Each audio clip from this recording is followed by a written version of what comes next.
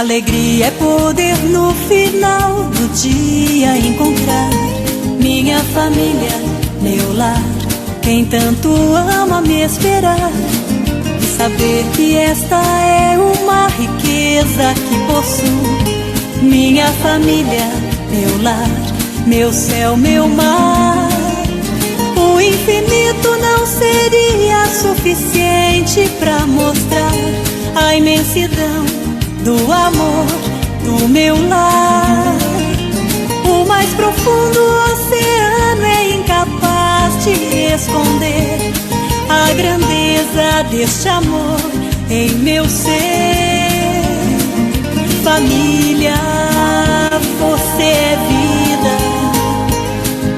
Família é alegria. Família, esperança, união e força, tão linda como o sorriso da criança. Boa tarde, amigos! Estamos aqui para mais um encontro da Oficina Espírita da Família com vocês. Vamos chamar aqui o Marcelo. Boa tarde, Marcelo. Boa tarde a todos os ouvintes que vão passar esse tempinho com a gente. Lembrando, hoje o nosso programa não está sendo ao vivo, tá, gente? Hoje nós estamos aqui, né? Mas é uma gravação, porque hoje nós estamos comemorando o aniversário do nosso filho, então estamos com ele nesse momento, mas não podíamos deixar de fazer o nosso evangelho com vocês de todos os sábados, tá? Então, hoje, especialmente, não teremos uma ararinha para cada um de vocês, mas vamos fazer uma ararinha para todos no final, tá certo? Hoje nós temos o Evangelho no Lar e temos também o Espaço Sana, Sociedade Assistencial Ninho de Amor, aqui conosco. Eu diria que o e-mail de hoje é um e-mail que tem muito, assim, eu acredito que muitas pessoas estão passando por esse problema. Como sempre, né? Eu acabo, sempre quando a gente tem a Sana, eu falo que, olha, muitas pessoas vão se identificar. Mas esse é um problema que já acontece, não é uma coisa nova não, viu, gente? Esse problema que a pessoa vem relatando pra gente, não é uma coisa de agora, apesar de muitas pessoas acharem que isso é uma coisa muito recente. Mas é um problema que já vem, né? É um vício que muitas pessoas trazem de muito tempo. Então, não deixe, né, de ouvir aí o Espaço Sana, que de repente você pode estar passando, né, por isso com alguém, ou você pode, né, ajudar alguém que está passando por isso. Então, vamos ouvir o que a Sana vai ter para nos orientar, tá certo? No Evangelho no Lar, nós vamos voltar aqui no capítulo 17, sejam perfeitos, nós vamos para o item 8, vamos falar das virtudes, né? O que são as virtudes?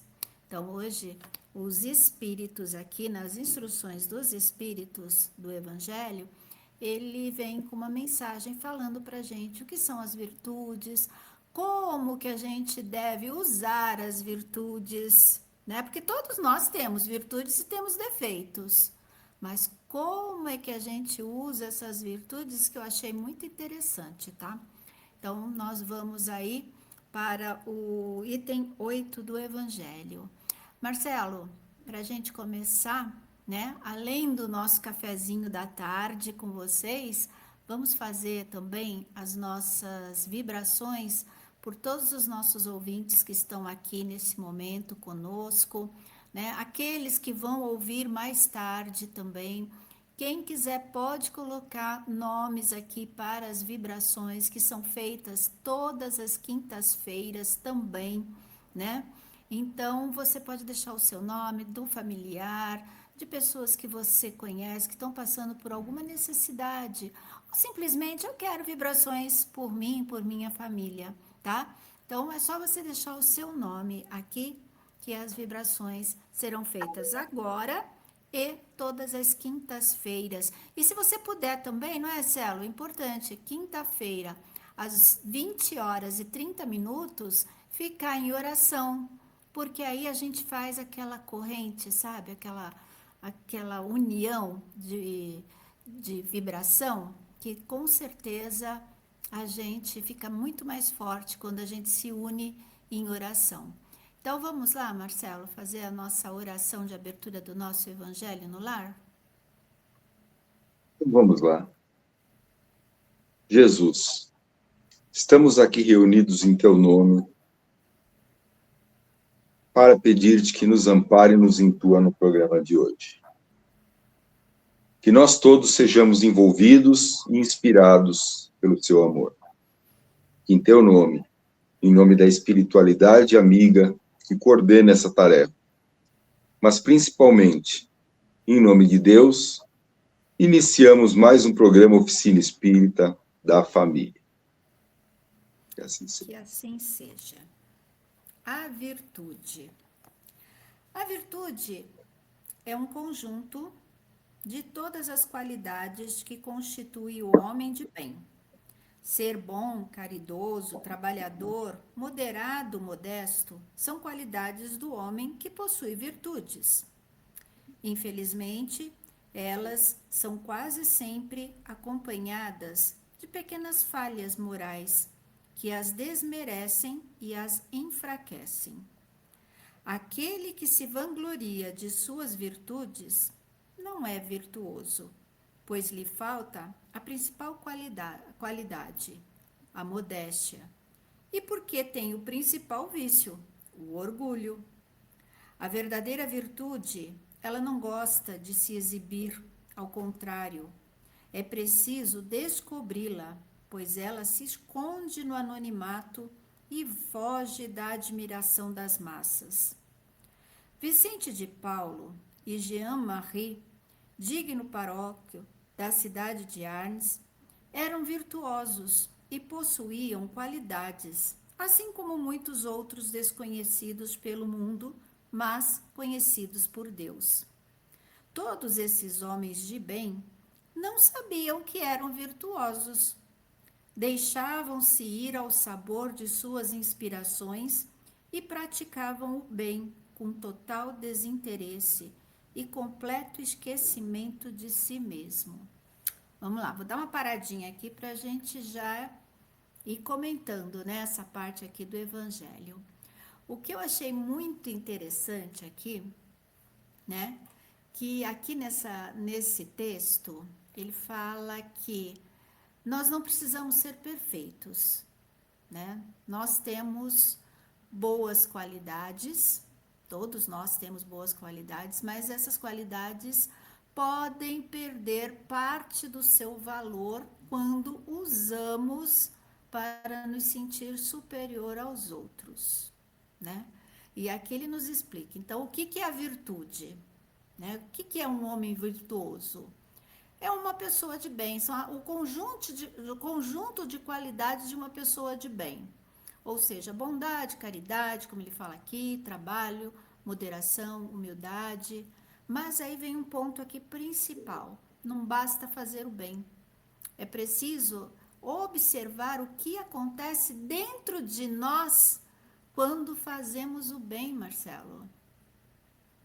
Eu achei interessante aqui, né, que ele deixa bem claro que a verdadeira virtude não busca reconhecimento. Não é aquela que massageia nosso ego, massageia nosso orgulho. E a gente tende, né, sempre a querer fazer e aparecer. Então, eu acho que isso aí é muito importante, né, como ele cita o exemplo de São Vicente de Paulo, é fazer e nem se dar conta de que você está fazendo. É o que ele fala, né, aqui, que essas pessoas nem sabiam que eram virtuosos, eles simplesmente iam ao sabor do vento, das tarefas que eles tinham, né? E aí eu fiquei pensando mesmo, a gente tem que observar o que acontece dentro de nós quando a gente faz o bem, né? Um exemplo disso, por exemplo, a gente ajuda uma pessoa, né? Isso é um bem, a gente está fazendo uma coisa boa, logicamente. Mas o que a gente pensa durante esse ato ou depois? Tem gente que pensa, que legal, fiz o bem. Mas tem gente que pensa, Ah, eu faço tudo para todo mundo. Ninguém faz metade do que eu faço. Então, olha aí a virtude vindo acompanhada de uma falha, né? O que apareceu aí junto com a virtude de mãozinha dada com ela? O orgulho.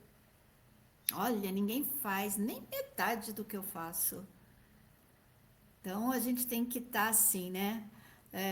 Sempre vigilante nas nossas boas atitudes, porque elas podem vir acompanhadas aí do orgulho, da insatisfação, por exemplo, quando você fala, eu fiz e ninguém me agradeceu, né? Você sentindo que, precisavam me agradecer por aquilo que eu fiz. Então a gente tem que observar, né? A caridade agradável a Deus é aquela praticada com humildade, né? Você trocar o orgulho pela humildade. Sem esperar recompensa, elogio, a gente faz, né? Esperando recompensa, elogio. O seu Florencio falava sempre isso, né? Quando a gente faz uma coisa e espera o elogio, você ganha. Então, aqui você já recebeu o que você tinha que receber. Quando você faz desinteressadamente, sem aparecer, sem que saibam que é você, ninguém vai te reconhecer aqui. Humildade. Lá, isso aí vai valer. A verdadeira humildade, ela não precisa ficar dizendo, olha como eu sou uma pessoa humilde, como eu sou uma pessoa caridosa, como eu faço tudo certo, né? Ela não precisa, ela não fica gritando isso. Gente, percebam, olha como eu sou boa. Aí eu vi até um exemplo, né? A gente tinha que ser como a flor. Ela simplesmente ela floresce, ela não fica gritando: "Olha, gente, eu vou florescer, eu vou ficar bonita. Vocês vão ver o meu perfume, vão sentir o meu perfume, vão ver a minha cor, eu vou agradar você". Ela não faz isso, ela simplesmente floresce, fica o tempo necessário e depois ela vai. É assim que a gente deveria fazer na nossa vida.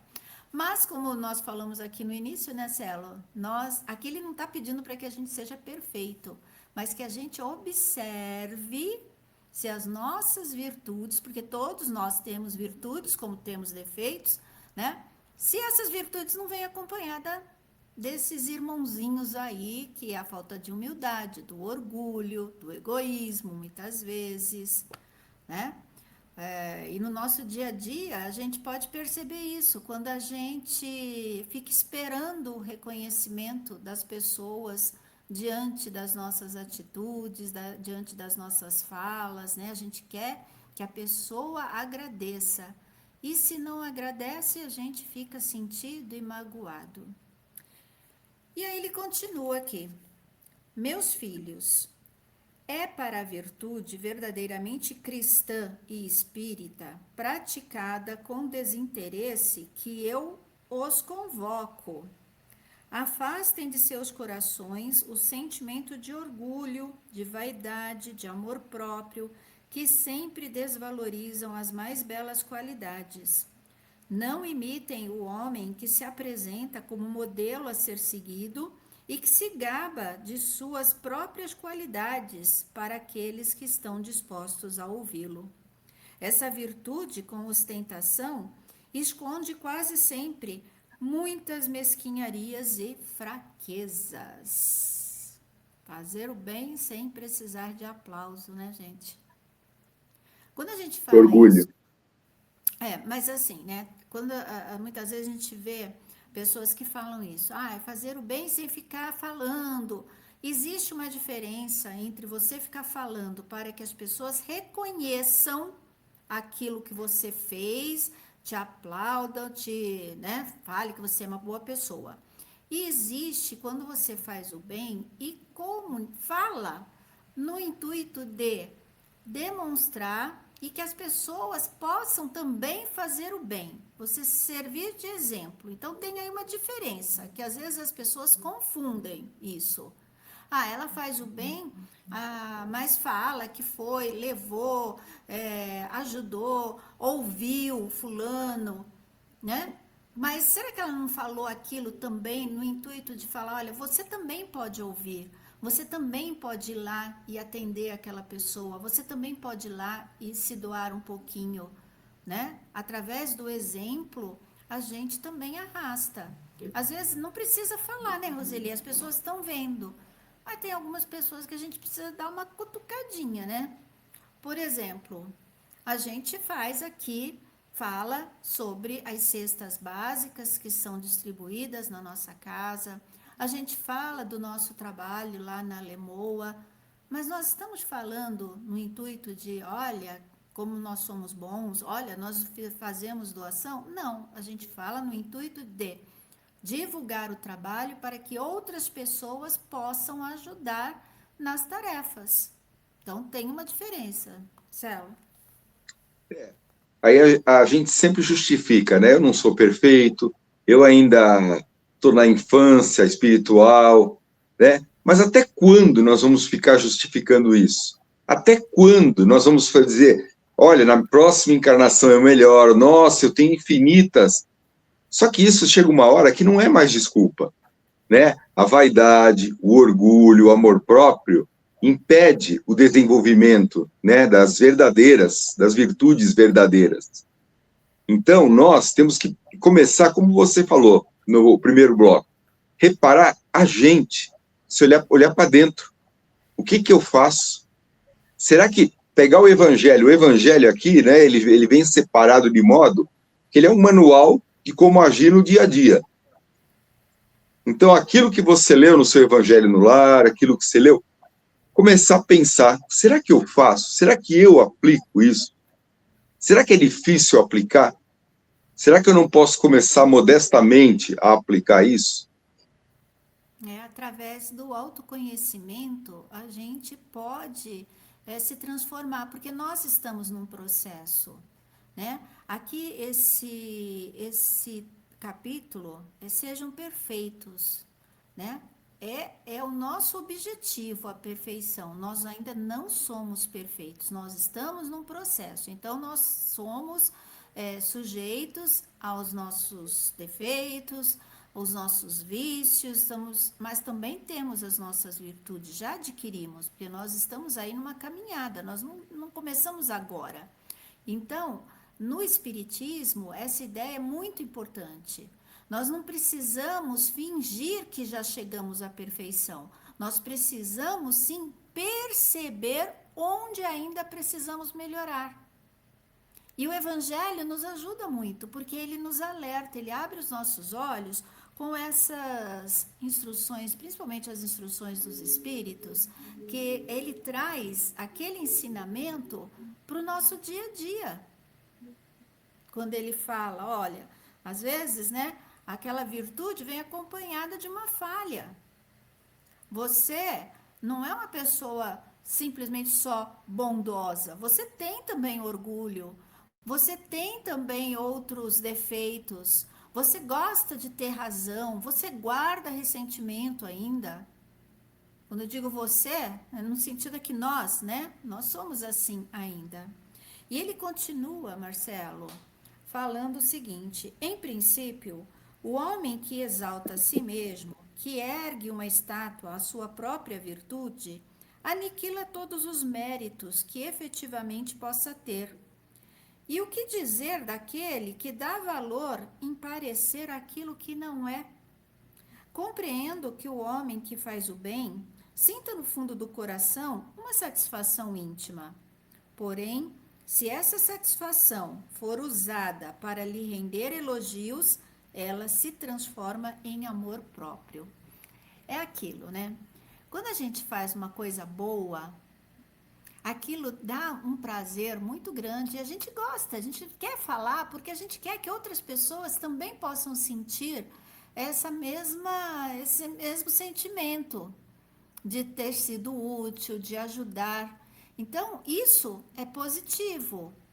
Mas quando aquilo que você faz e o que você sente é o orgulho no sentido que as pessoas reparem e falem o quanto você é bondoso, aí já não vai ter muito valor, né? Tem valor até certo ponto para o outro que recebeu, né, a sua generosidade, mas para você mesmo ficou, digamos assim, abafado pelo orgulho, a sua bondade. Celo? Sim, nós temos que nos sentir bem, né, fazendo o bem. Porque se eu não me sentir bem, eu vou parar de fazer.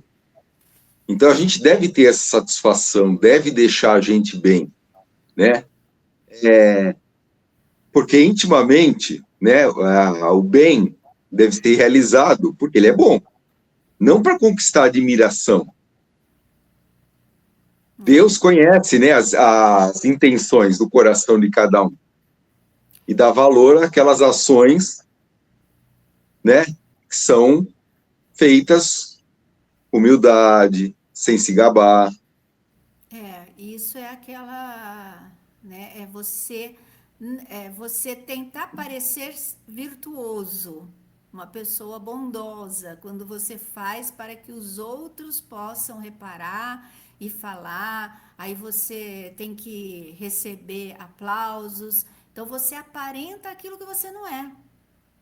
Porque na realidade você não está sendo virtuoso, porque fala, né? A pessoa virtuosa, aquele que faz, ele faz até sem perceber que está sendo bom, na maioria das vezes. Então vamos lá. Aqui, ó, ele deixa bem claro aqui, né? O homem que ergue a estátua da sua própria virtude anula o mérito real. Então ele já teve o que ele queria. Aí hoje em dia nós temos, né? Nós não temos mais essa possibilidade de ficar fazendo estátuas, né? Mas hoje em dia a gente tem internet. Então tudo aquilo que a gente faz, a gente acaba postando na internet. Então, isso é errado? Vamos pensar. Eu estou compartilhando porque eu quero inspirar ou porque eu quero ser admirada pelas pessoas? Esta pergunta é que é o X da questão. Você tem que ser muito sincero para responder essa pergunta quando você vai postar alguma coisa nesse sentido, ou se você não vai postar, você vai falar sobre alguma coisa boa que você fez. Eu estou falando isso porque eu quero inspirar ou porque eu quero ser admirada? E ele continua: todos vocês, a quem a fé espírita reanimou com seus ensinamentos, que sabem o quanto o homem está longe da perfeição, não cometam nunca uma tolice dessas. A virtude é uma graça que eu desejo a todos os espíritas sinceros, mas advirto: mais valem poucas virtudes com modéstia do que muitas com orgulho. É pelo orgulho que as civilizações vêm sucessivamente se perdendo, e será pela humildade que elas irão se redimir um dia. E aí, Celo? Ah, É aí a gente melhor vê. poucas virtudes com modéstia do que muitas com orgulho, não é? A humildade, né, é um dos, vamos dizer assim, fundamentos da evolução moral, né? Aí eu vou fazer o seguinte, vou deixar aqui para vocês algumas perguntinhas.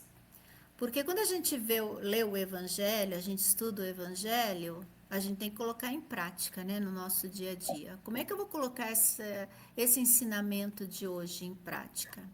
Então, eu vou deixar umas perguntinhas. Bom, quando eu fizer algo bom, você fizer algo bom, pense assim, pergunta para você mesma. Eu estou fazendo isso porque eu quero ajudar ou porque eu quero reconhecimento? Primeira pergunta. E quando alguém não reconhecer o que eu fiz? Uma segunda pergunta. Eu consigo deixar isso passar sem ficar alimentando ressentimento? Se ninguém reparar naquilo que eu fiz, eu vou conseguir? Agora, quando eu me pegar também julgando alguém, faz essa pergunta: será que eu estou enxergando só o defeito dessa pessoa e esquecendo os meus? Quando estiver muito orgulhosa, você estiver muito orgulhosa de alguma qualidade sua, né? pensa assim, faz essa outra pergunta. Será que eu estou começando a me achar melhor que os outros?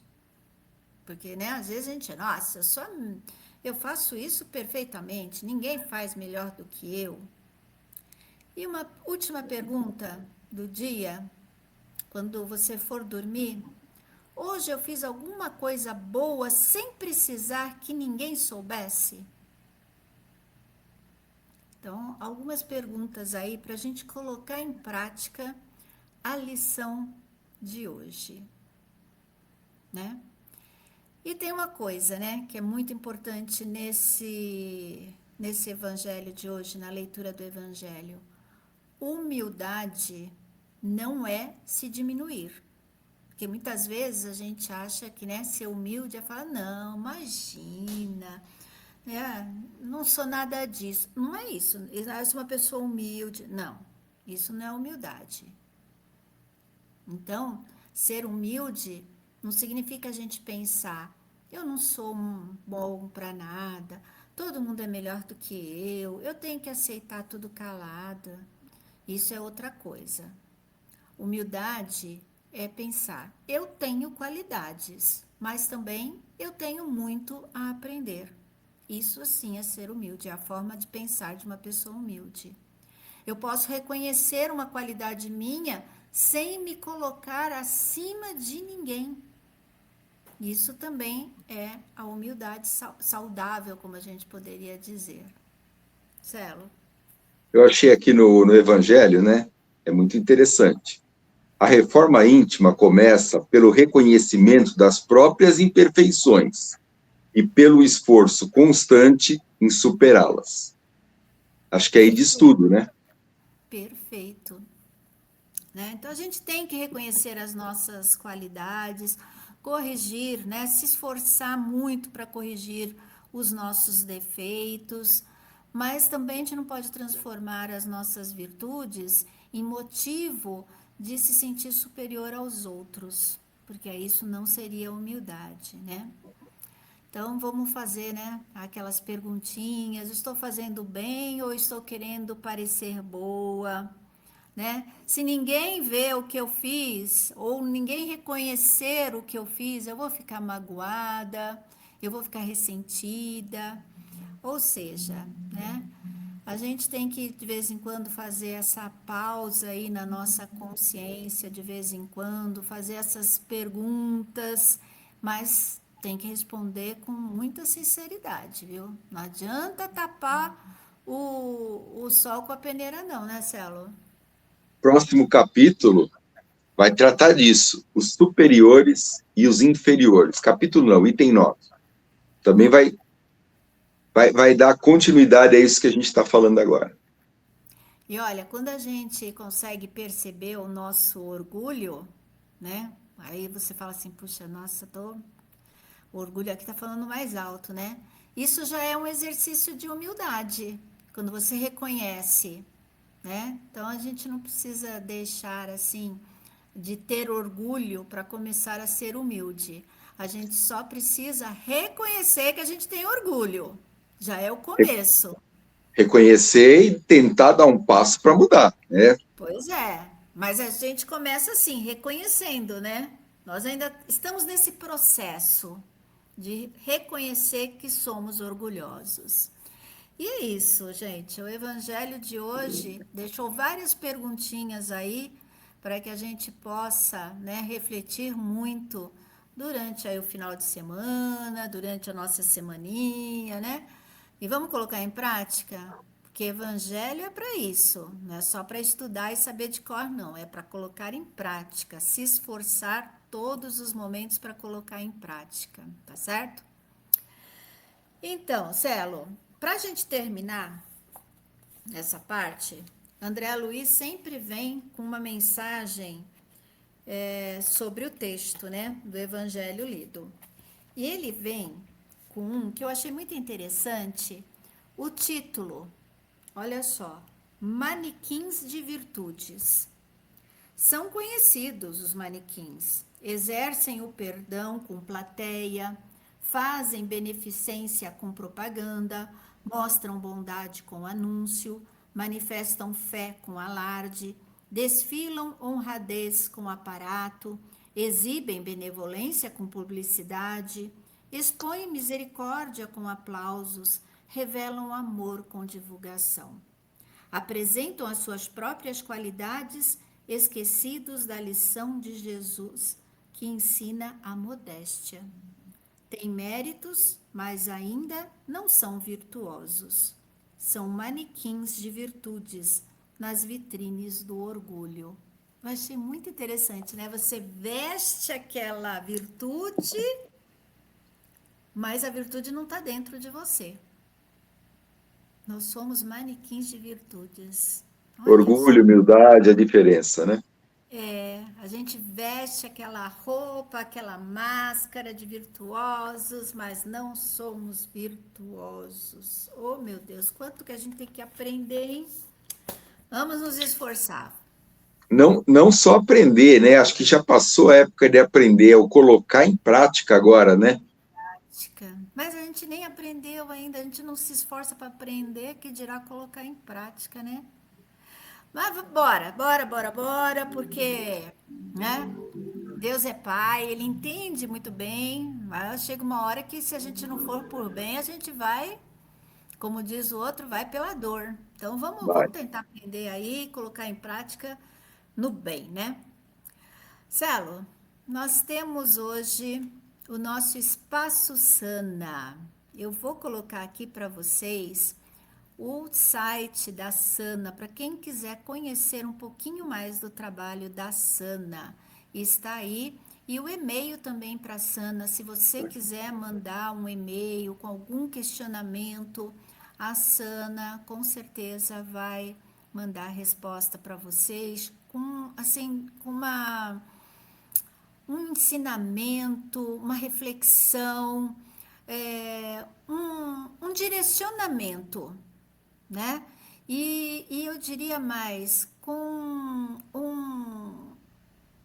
um aconchego, né? Porque geralmente quando a gente vai procurar ajuda, a gente está tão fragilizado, tão perdido, que nada melhor do que um carinho, né? E a Sana, ela faz isso com maestria.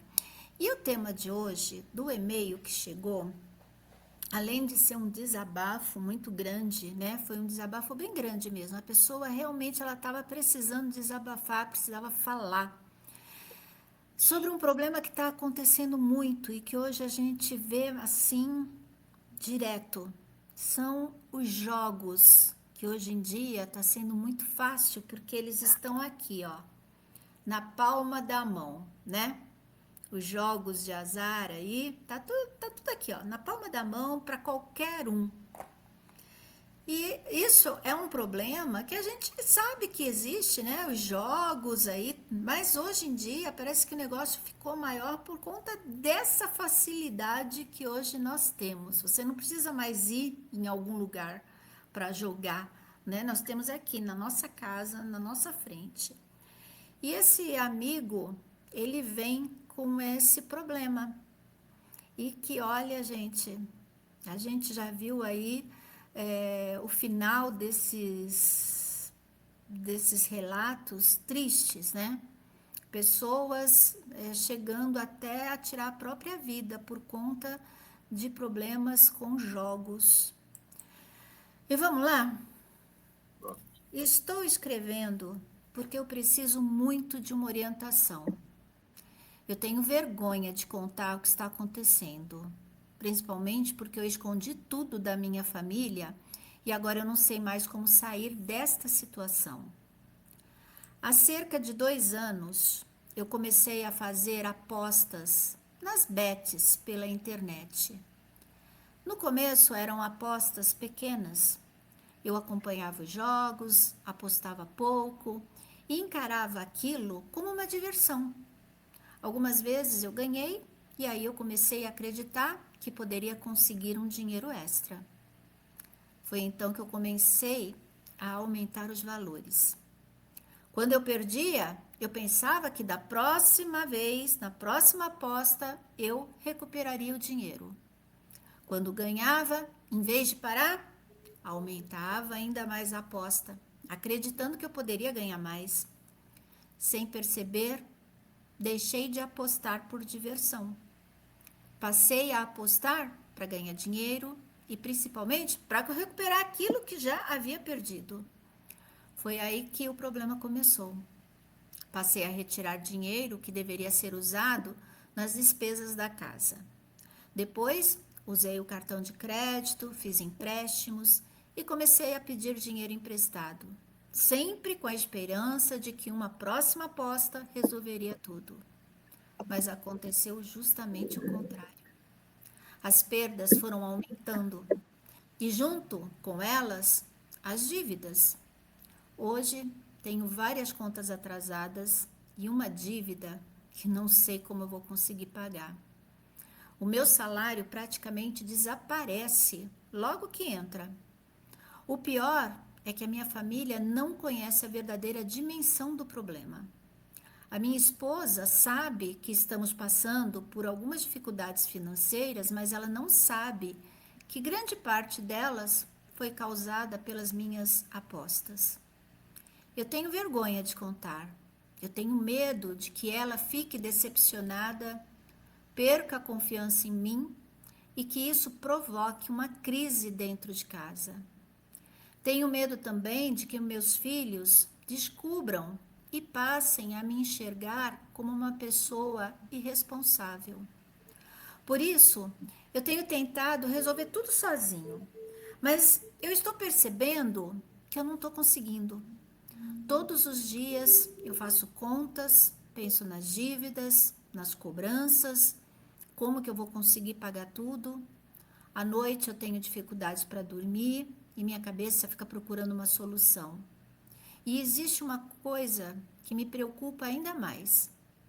Mesmo sabendo que as apostas foram responsáveis por tudo isso que eu estou passando, às vezes eu sinto uma vontade enorme de apostar novamente. Eu penso que se eu conseguir ganhar uma quantia razoável, eu poderei ganhar alguma, pagar alguma dívida e começar a colocar minha vida em ordem. Eu sei que esse pensamento pode ser justamente o que me colocou nessa situação, mas é tão difícil abandonar a esperança de recuperar o dinheiro perdido. Eu também sinto muita culpa. Penso no dinheiro que eu poderia ter usado para minha família, nas coisas que deixamos de fazer. Eu tenho procurado entender tudo isso também à luz da doutrina espírita. E eu gostaria de saber se esse comportamento pode trazer consequências espirituais. Será que eu estou criando compromissos perante a vida por ter agido dessa maneira?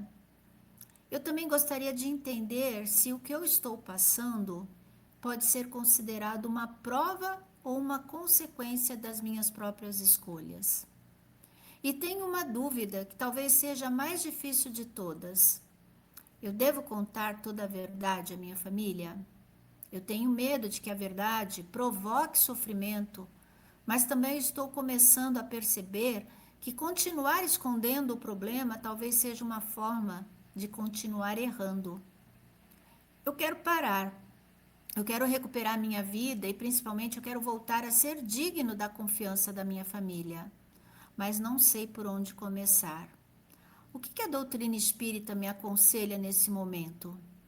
Como lidar com arrependimento, reparar o que fiz e reconstruir a minha vida? Estou desesperado. Gente, quando eu vi esse e-mail, eu fiquei vendo, me angustiou muito porque eu me coloquei, nesse lugar e você vê como ele fala tanto que ele está envergonhado, não é, Celo? Ele está fazendo um negócio que ninguém sabe, né? E a preocupação dele é que agora a bomba estourou. Como que eu vou fazer? Nossa, eu fico Ele imaginando. chegou num ponto que ele não consegue mais rolar a dívida. Né, o dinheiro acabou e ele não, e ainda ele fala, né, que tem a necessidade de continuar apostando. Ele acha que, quem sabe eu faço uma aposta boa e, nossa, o que a gente vê, assim, pessoas passando por esse problema, que a gente fala assim, como pode, né, as pessoas se perderem tanto no vício dos jogos e ainda cada vez mais que passa está sendo mais facilitado esse acesso. Porque esse acesso está aqui na palma da nossa mão e é para qualquer pessoa. Ah, mas não, menores não podem. Gente, quem que vai saber se você é menor ou não que está aqui? E não interessa se é menor ou não. O adulto, uma pessoa casada com filhos, né? Nesse desespero todo. Ah, mas foi ele que procurou, Roseli. Ninguém foi atrás dele. É fácil falar, né? Quando você não tem esse vício. É muito fácil julgar. Quando a gente não tem ninguém na nossa família passando por isso. Mas o que falar para esse nosso amigo aqui, que está passando por esse problema, e assim como milhões de pessoas passam por esse problema, e isso não é só aqui, é no mundo inteiro, né? Esse problema dos jogos. E interessante também, Marcelo, que me chamou a atenção, me parece que ele é espírita ou simpatizante, né? Porque ele faz vários questionamentos aí, né, da doutrina. Isso é uma prova? O que a doutrina espírita aconselha, né? Ele faz aqui alguns questionamentos que me parece ser uma pessoa que conhece, pelo menos, né? Lê alguma coisa sobre a doutrina espírita. Esse Então, problema, esse fale. problema do jogo é atemporal. Ele vem desde sabe-se lá quando e segue com a humanidade, né? São aquelas provas, são aquelas as tentações que a São os pessoa tem. vícios, né? A gente sabe que vícios não ficam restrito a uma encarnação só, porque o vício, ele faz parte do espírito, não é do corpo físico, né? O vício, ele começa no espírito. Então, você pode levar aí, muitas vezes, várias encarnações até vencer aquele vício. Então, vamos ver o que a Sana diz para ele? Meu amigo, a primeira coisa que eu gostaria de lhe dizer é: não transforme o arrependimento em uma condenação contra você mesmo. Você errou e o mais importante é que reconhece isso. A doutrina espírita nos ensina que somos responsáveis pelas nossas escolhas e que toda ação produz consequência. Mas isso não significa que Deus esteja nos castigando. A justiça divina nos oferece oportunidades de aprender, corrigir as nossas escolhas e avançar. Portanto, o que aconteceu precisa ser encarado com responsabilidade, mas também com esperança. Você não pode mudar o que fez no passado, mas pode decidir o que fará daqui para frente. E o primeiro passo precisa ser muito objetivo: parar de apostar. Depois de perder, é muito comum surgir o pensamento de que uma próxima aposta poderá recuperar o dinheiro perdido. Foi justamente essa tentativa de recuperar as perdas que fez o problema crescer. A primeira vitória que você precisa alcançar agora não é financeira, mas recuperar o controle sobre a própria vontade. Se perceber que não consegue fazer isso sozinho, procure ajuda especializada. Deus auxilia através das pessoas, dos profissionais e dos recursos que estão disponíveis para nos ajudar. Coloque no papel tudo aquilo que você deve. Organize as prioridades. Procure negociar as dívidas e estabeleça, dentro das suas possibilidades, um plano para reconstruir a sua vida financeira. Quanto à sua família, Compreendo a sua vergonha e o medo de decepcionar a sua esposa e seus filhos. Mas continuar escondendo a situação provavelmente fará com que o problema se torne ainda maior. A verdade pode provocar sofrimento, mas também pode abrir o caminho para a solução. Explique que você perdeu o controle, que contraiu dívidas e que escondeu isso por vergonha, mas que agora decidiu enfrentar as consequências e mudar. E não basta apenas confessar, é preciso mostrar, através das atitudes, que existe uma disposição verdadeira para a mudança. Na visão espírita, o arrependimento verdadeiro conduz à transformação e à reparação. E essa reparação não será apenas financeira, será também reconstruir com o tempo e através de atitudes a confiança que foi abalada. Você também pergunta se este comportamento pode trazer consequências espirituais. Naturalmente, as nossas escolhas têm consequências e muitas vezes precisamos enfrentar e superar os resultados daquilo que fizemos. Talvez essa situação esteja mostrando a necessidade de desenvolver disciplina, equilíbrio, responsabilidade e domínio sobre os próprios impulsos.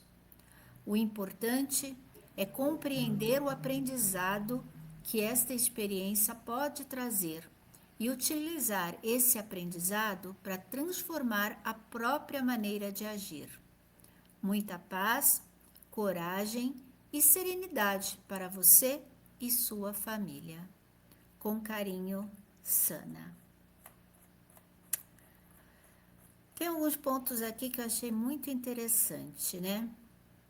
Como ele fala aqui, que o arrependimento, né, não pode se transformar em condenação, que muitas vezes acontece. A gente se arrepende e a gente se condena e processa o julgamento ali, né? Dá o veredito final. Culpado não tem jeito. E não é isso. A gente erra, né? Mas o importante é que a gente vai ter oportunidades de recomeçar na vida. Sempre a gente vai ter. Nada é ponto final, Celo. O erro, né?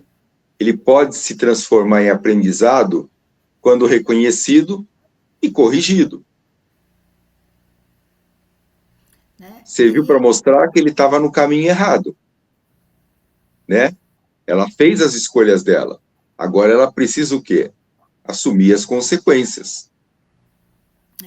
E precisa ser encarado, né, com responsabilidade, porque não envolve só uma coisa, não envolve só uma pessoa, envolve uma família, como ele fala aqui, né, da confiança da esposa, porque imagina, você não saber o que o seu companheiro está passando, que tudo aquilo que você está tendo dificuldade foi porque ele escondeu uma situação,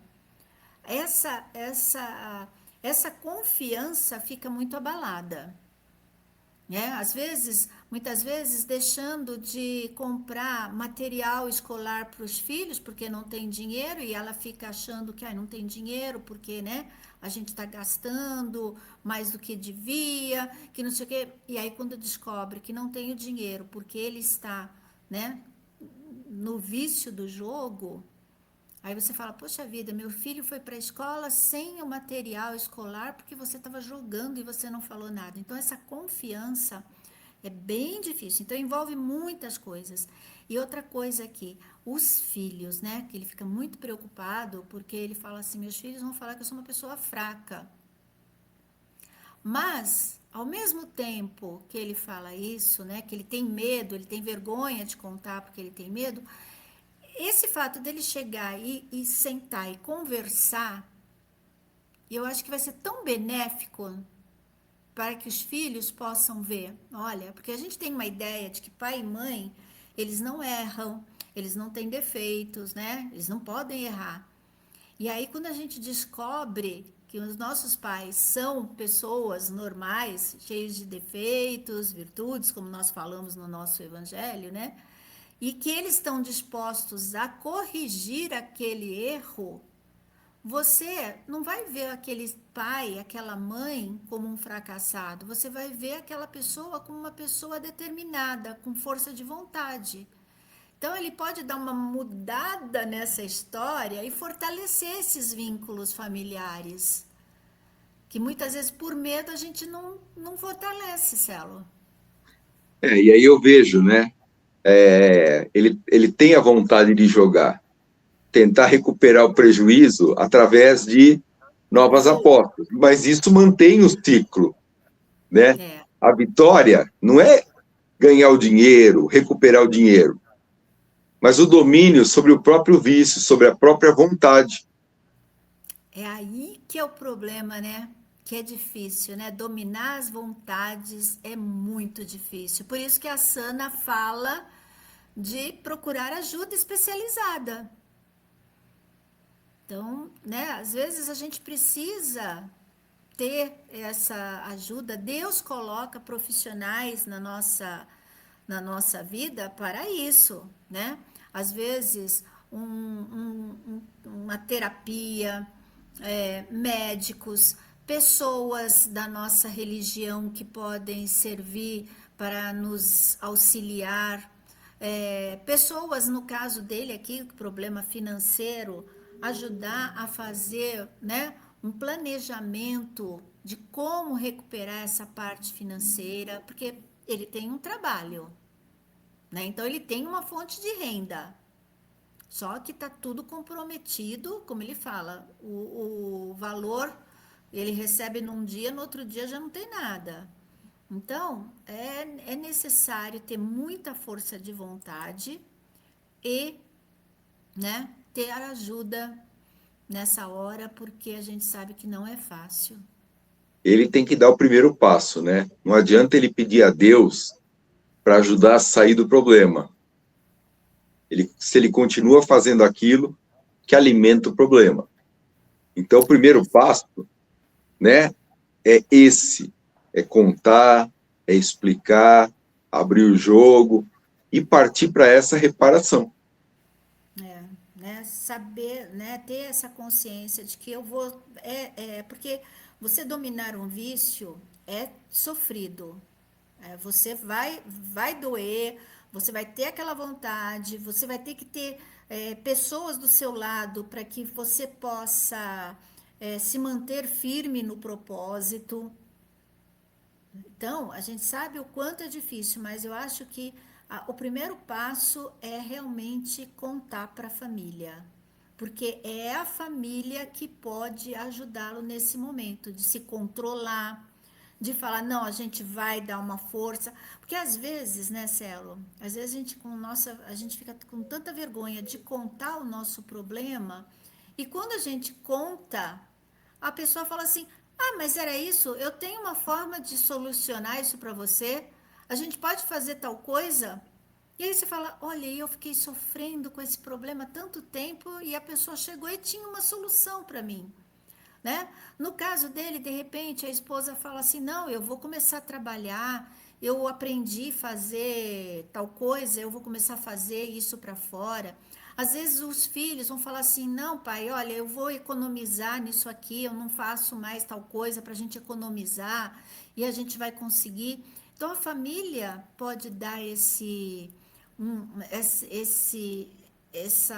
essa força e pode até mesmo abrir o caminho aí para essa solução, né, do problema. Só que é preciso chegar para a família acompanhado de uma disposição real de mudança. Aí sim, porque não adianta chegar com o problema sem estar com vontade de resolver. Aí não adianta, Primeiro né? passo, ele tem que dar esse primeiro passo. A família pode ajudar, os profissionais de saúde, né, do vício do jogo, mas ele tem que dar o primeiro passo, parar. Mas eu acho que ele já deu o primeiro passo, né? Você vê que ele fala muito, tô com vergonha de falar, mas ele já deu o primeiro passo porque ele foi procurar alguém que ele não... É mais ou menos assim, eu tenho vergonha de falar, então eu falo num lugar que não estão me vendo, não sabe quem eu sou. Então ele já deu o primeiro passo, que ele veio falar com a Sana. A Sana mostrou para ele que ele tem que conversar com a família, né?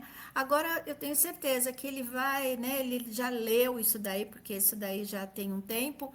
Ele já leu, refletiu, e se Deus quiser, né? Eles já estão conseguindo resolver toda essa situação. E a gente, né? Nas nossas vibrações, vamos orar para esse nosso amigo aqui e tantos outros que estão passando por essa situação, para que tenha essa força, né, de vontade, de sair do vício, ter, né, persistência naquilo, né, porque eu creio que não é uma situação fácil, Celo.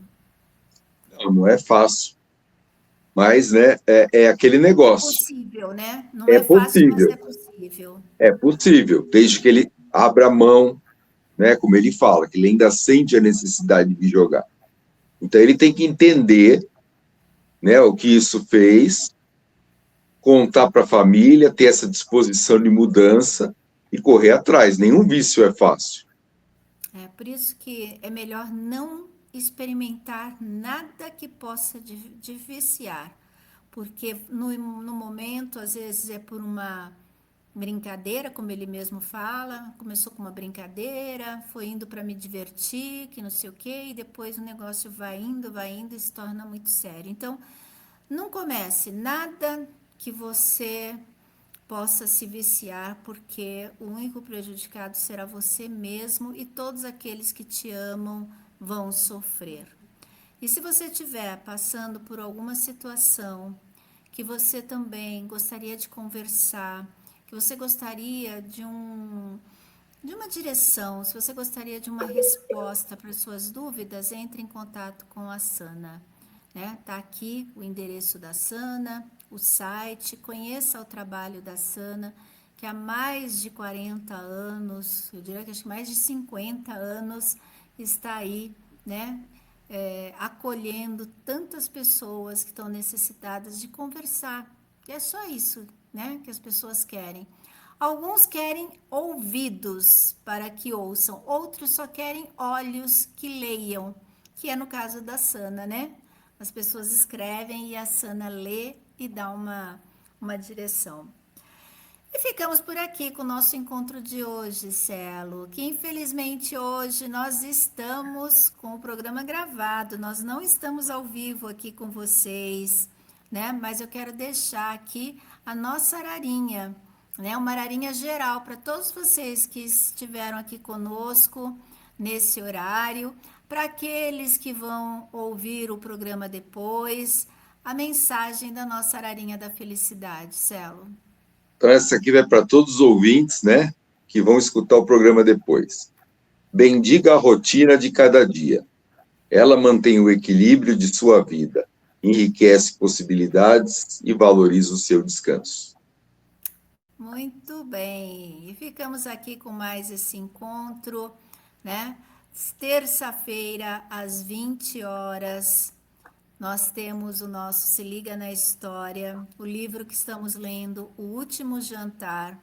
Estamos já nos capítulos quase finais, né, do nosso livro, e ainda tem muito mistério aí para a gente descobrir. Então, se você quiser, vem com a gente para descobrir. E E todos os domingo, sábados, sábado que vem tem convidado. sábado que vem tem convidado. Todos os sábados, às 15 horas, nós temos o nosso encontro aqui, tá certo? Sábado que vem vai ser dia de convidado. Eu vou deixar para vocês saberem só no dia, tá bom? Porque aí você vai ficar curioso e vai querer encontrar com a gente. Sábado que vem estaremos aqui ao vivo com vocês. Um grande beijo a todos vocês, um ótimo final de semana e uma semana maravilhosa para todos vocês. Celo? Uma ótima semana a todos. Fiquem com Deus. Tchau, tchau.